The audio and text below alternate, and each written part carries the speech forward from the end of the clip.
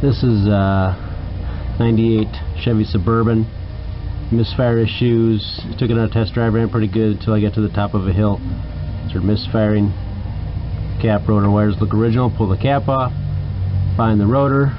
You can see there, it looks like most of that rotor is burnt off in the middle there. So we'll replace this. I'm sure it'll be good as new.